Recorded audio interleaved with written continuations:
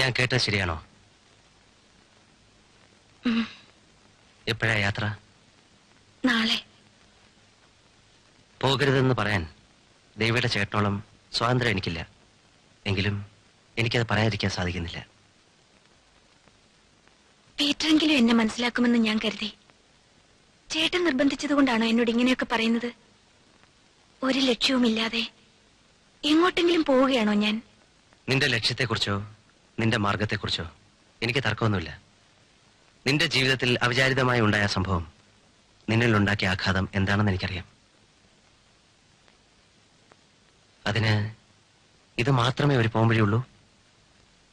നിനക്ക് മറ്റൊരു ജീവിതത്തെക്കുറിച്ച് ചിന്തിച്ചൂടെ? മറ്റൊരു പുരുഷനെ വിവാഹം ചെയ്ത് പുതിയൊരു ജീവിതം ഞാൻ ആഗ്രഹിക്കുന്നില്ല. എന്റെ ജീവിതത്തിലെ ഒരു അധ്യായം അവസാനിച്ചു കഴിഞ്ഞു.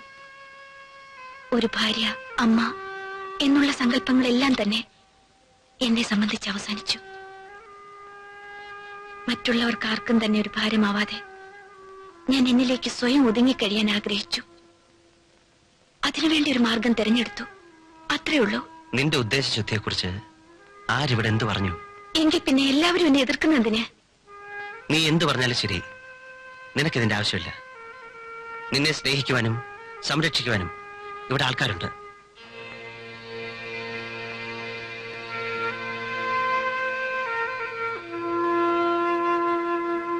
ആറേഴ് വർഷമായി നമ്മൾ തമ്മിൽ പരിചയപ്പെട്ടിട്ട്. ഇത്രയും കാലം കൊണ്ട് ദേവിയുടെ മനസ്സിൽ എന്നെക്കുറിച്ചുണ്ടായിട്ടുള്ള വികാരത്തിന്റെ അർത്ഥം എന്താണെന്ന് എനിക്കറിയില്ല.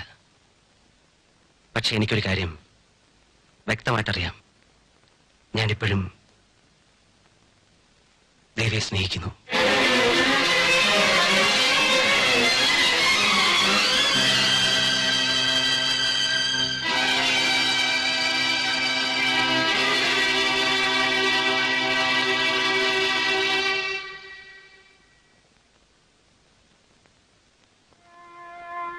ഇതിനു മുമ്പ് എനിക്കിത് എന്തുകൊണ്ട് ദേവിയോട് പറയാൻ സാധിച്ചില്ല, എന്തുകൊണ്ട് പറഞ്ഞില്ല എന്ന് ചോദിച്ചാൽ എനിക്കുത്തരമില്ല. പറയാതെ തന്നെ നമ്മൾ ഒന്നാണെന്ന് കരുതി. അന്ന് ദേവിയുടെ വിവാഹം കുമാറുമായി ആലോചിച്ച നിമിഷം വരെ നിന്റെ ആഗ്രഹവും അതാണെന്ന് അറിഞ്ഞപ്പോൾ എന്റെ എല്ലാ പ്രതീക്ഷകളെയും ആഗ്രഹങ്ങളെയും വേദനയോടാണെങ്കിലും എന്നിൽ തന്നെ ഒതുക്കി നിർത്തി. നിന്റെ നന്മയെക്കുറിച്ച് ഓർത്തിട്ടാണോ നീയും കുമാറുമായിട്ടുള്ള വിവാഹത്തിന് ഞാൻ തന്നെ മുൻകൈ എടുത്തത്. ഞാൻ സ്വാർത്ഥനായിരുന്നെങ്കിൽ നീ പരിഭവിച്ചല്ലോ. വിവാഹത്തിന് ശേഷം ഞാൻ നിന്നെ മറന്നുപോയി, അവോയ്ഡ് ചെയ്യാണെന്നൊക്കെ. അത് എന്തുകൊണ്ടാണെന്നറിയാം? അങ്ങനെ ചിന്തിക്കുന്ന എന്നെ തെറ്റാണെന്ന് എനിക്കറിയാം.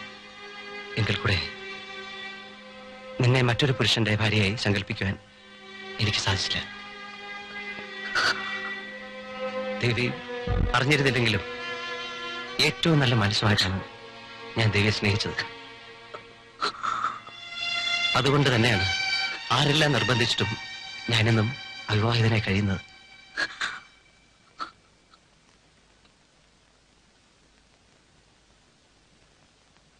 എനിക്കിനി ഒരു ജീവിതമുണ്ടെങ്കിൽ അത് ദേവിയുടെ കൂടെ മാത്രമായിരിക്കും.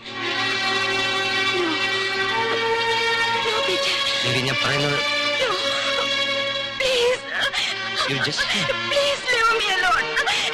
എനിക്ക് കേൾക്കണ്ട. ദേവി, ദേവി, പ്ലീസ് പീറ്റർ, ഗോ അവേ.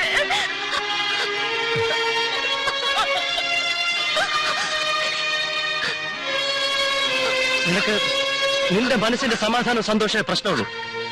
മറ്റുള്ളവരെങ്ങനെയുള്ള ആയിക്കോട്ടെ, നീ സ്വാർത്ഥയാണ്, എനിക്കറിയാം. I know they are selfish. I know they are